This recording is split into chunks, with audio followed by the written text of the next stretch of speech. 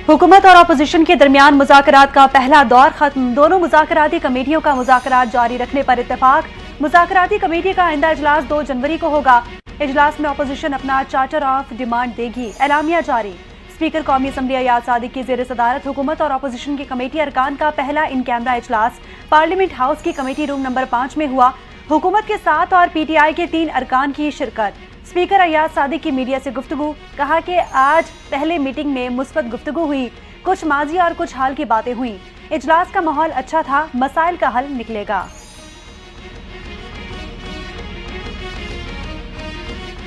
Peshawar high court ने opposition leader Umar Ayub को 20 जनवरी तक राहदारी जमानत दे दी। मीडिया से गुफ्तगू करते हुए PTI के रहनुमा ने कहा, हुकूमत ने मुज़ाकरात के लिए कमेटी बनाई है, हम देखेंगे कि उनकी नीयत कैसी है। बानी PTI से मेरी ना मुज़ाकराती टीम की मुलाकात हुई। मुलाकात के लिए गए थे लेकिन उस दिन मुझे गिरफ्तार कर लिया गया था।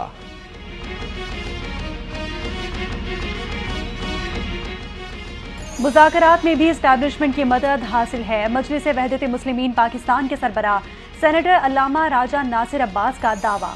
इस्लामाबाद में मीडिया से गुफ्तगू में कहा कि इस्टेब्लिशमेंट का पूरा रोल है, सबको पाकिस्तान का सोचना चाहिए। बानी PTI आइन और कानून की बालादस्ती चाहते हैं, वो कभी नहीं कहेगा कि मुझे रिहा करो।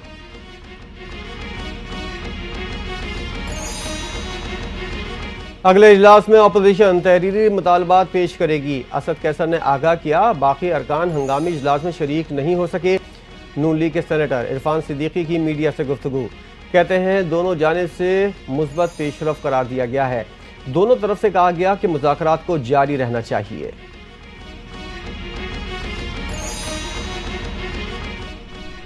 पार्लिमानी जमहूरी निज़ाम पॉलिटिकल डायलॉग के बगैर आगे नहीं चल सकता। दोनों अतराफ से खुले दिल के साथ बैठे, वो जो बात करना चाहते हैं करें, हम भी अपना मौक़िफ़ सामने रखेंगे।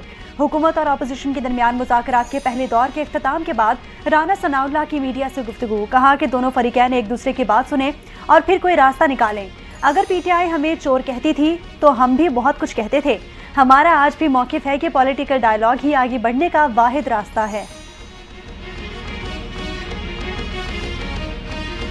मुज़ाकरात किसी NRO के लिए नहीं, पाकिस्तान के मसाइल के लिए होंगे। नून लीग के रहनुमा तलाल चौधरी ने वाज़े कर दिया।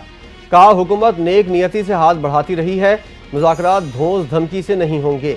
मुल्क के इस्तेहकाम और दहशतगर्दी के खात्मे के लिए मुज़ाकरात होंगे।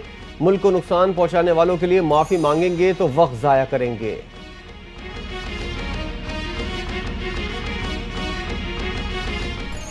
मुज़ाकरात उनसे ही कामयाब होंगे जो मुल्क के फैसले कर रहे हैं। साबिक सदर आरिफ अलवी का दावा। कहा, PTI की हुकूमत के खिलाफ अदम एतमाद लाने में किसका किरदार था सब जानते हैं। बानी PTI की रिहाई से मुतालिक पार्टी चेयरमैन को मशवरा दूंगा।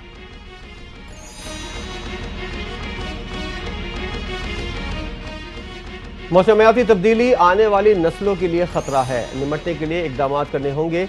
चेयरमैन पीपल्स पार्टी बिलावल भुट्टो जरदारी का जाम शोरों में सिंध यूनिवर्सिटी के कॉन्वोकेशन से खिताब। कहा, मुल्क की माशी तरक्की में नौजवानों का अहम किरदार है। तालीम एक ऐसा हथियार है जो कोई आपसे नहीं छीन सकता। नौजवान पाकिस्तान का मुस्तकबिल है।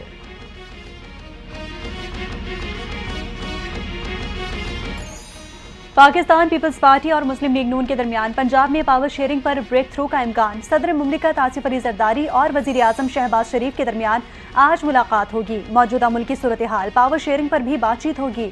मुस्लिम लीग नून और पीपल्स पार्टी की कोऑर्डिनेशन कमेटियों का इजलास कल गवर्नर हाउस में होगा। पंजाब में पीपल्स पार्टी को मकामी सतह पर दरपेश मसाइल के बारे में मुशावरत की जाएगी। पीपल्स पार्टी के पंजाब में नून लीग से तहफ़्फ़ुज़ात पर भी बात होगी।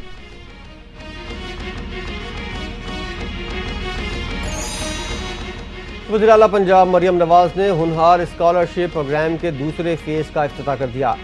तकरीर से खिताब करते हुए कहा, एक माँ हूँ, क्या कभी कोई माँ कहेगी जला दो, मार दो, डंडे पकड़ लो।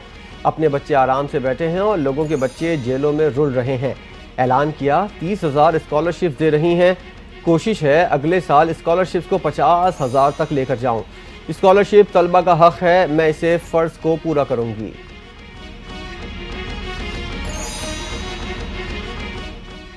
बानी PTI और बुशरा बीबी के खिलाफ 190 मिलियन पाउंड रेफरेंस का फैसला मौखिर कर दिया गया। केस का महफूज फैसला अब 6 जनवरी को सुनाया जाएगा। तहरीक इंसाफ के वकील खालिद यूसुफ को अदालती अमले ने नई तारीख से आगाह कर दिया। बानी PTI और बुशरा बीबी के खिलाफ 190 मिलियन पाउंड रेफरेंस का फैसला आज सुनाया जाना था।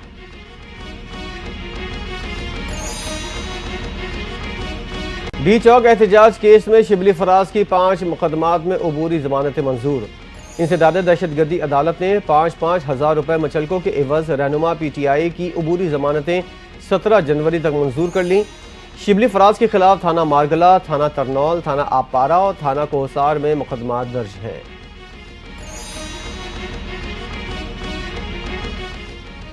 इलेक्शन ट्रिब्यूनल के खिलाफ PTI उम्मीदवार आमिर मुगल की दरखास्त पर हुक्म इम्तना जारी। इस्लामाबाद हाई कोर्ट ने इलेक्शन पटिशन की हद तक ट्रिब्यूनल को कार्रवाई से रोक दिया। अदालत ने इलेक्शन ट्रिब्यूनल को हल्का NH 46 से मुतालिक भी कार्रवाई से रोक दिया। फरीकैन को नोटिस जारी करके जवाब तलब कर लिया। केस की आइंदा समाअत रजिस्ट्रार ऑफिस मुकर्रर करेगा।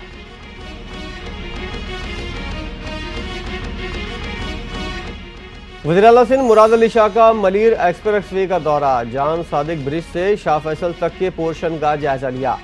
मुराद अली शाह ने रवां माह के आखिर तक काम मुकम्मल करने का हुक्म दे दिया।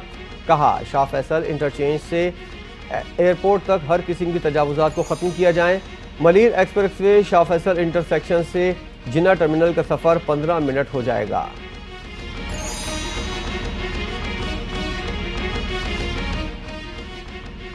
वफाकी हुकूमत का 25 दिसंबर को यौम क़ायद आज़म के मुनासबत से आम तातील का ऐलान। स्टेट बैंक ने भी 25 दिसंबर को यौम क़ायद आज़म और क्रिसमस के मौके पर आम तातील का ऐलान कर दिया।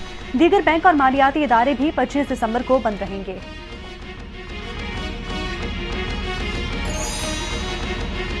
पाकिस्तान स्टॉक एक्सचेंज में मुसलसल मंदी के बाद आज बहाली के साथ कारोबार का आगाज।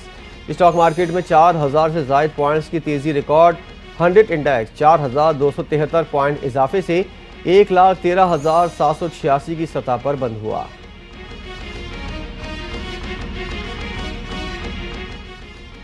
मुल्क भर में सर्दी की शिद्दत बरकरार। पहाड़ी इलाकों में कड़ाके की ठंड।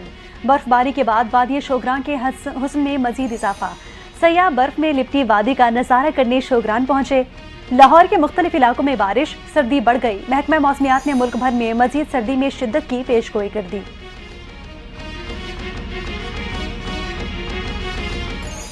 माजूल शामी सदर बशारुल असद की अहलिया अस्मा अल असद ने शौहर से अलहदगी के लिए रूसी अदालत में दरख्वास्त दायर कर दी। तुर्क मीडिया का दावा। कहा अस्मा शौहर से तलाक लेकर बरतानिया मुंतकिल होना चाहती हैं। अस्मा मॉस्को में खुश नहीं, वापस बरतानिया अपनी वालदा के पास जाना चाहती हैं जहां वो पैदा हुई, पली बढ़ी और तालीम हासिल की। उनके पास अब भी बरतानी शहरियत है।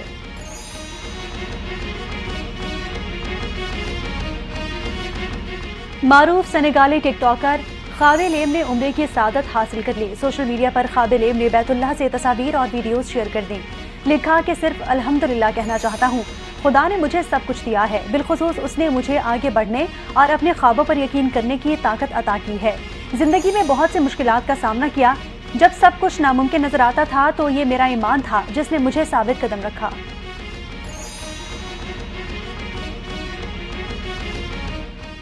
कौमी टीम ने जनूबी अफ्रीका की सरजमीन पर नई तारीख रकम कर दी। मेजबान मुल्क को पहली मरतबा वनडे सीरीज में वाइट वॉश कर दिया।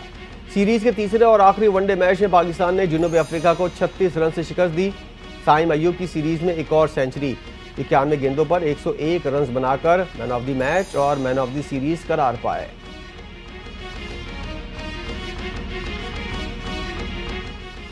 वज़ीर आज़म शहबाज शरीफ और चेयरमैन PCB मोहसिन नकवी की शानदार फतह पर कौमी क्रिकेट टीम को मुबारकबाद।